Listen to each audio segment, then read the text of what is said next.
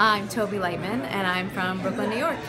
All right, and so you have an album coming out soon? Is that correct? I do. I write a lot of songs for various reasons, and I have a plan to release a different EP every 4 months of this year. So I'm releasing my first one at the end of February, and it's kind of like rootsy Americana.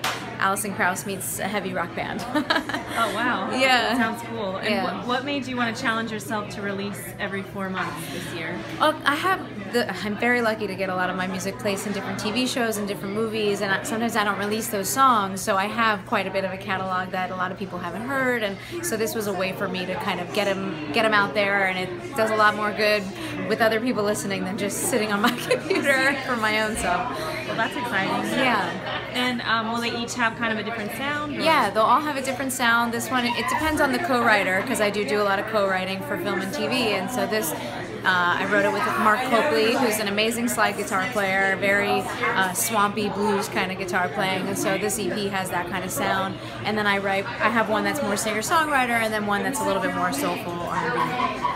And so you were talking about playing in a round, which is something that that they do a lot at the Songwriters Festival. And can you tell us, kind of explain what that means?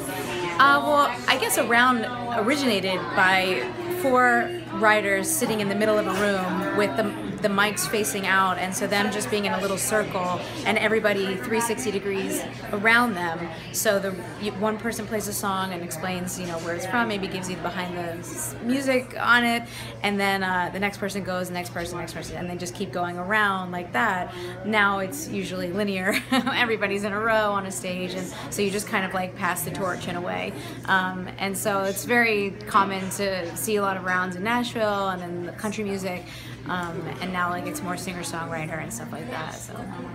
And but you mentioned that in New York you don't have that opportunity that often. No, I mean years ago a friend of mine started something called the Songwriter Circle in New York, and it was at the bitter end, and I did that every first Monday of the month. And that was really the only regular circle that existed in the city, and I'm sure that a lot of stuff exists, but it's really under the radar and it's not so much publicized, and I think the Songwriter Circle still exists, but I haven't done it in a little while. And what do you enjoy about performing like that?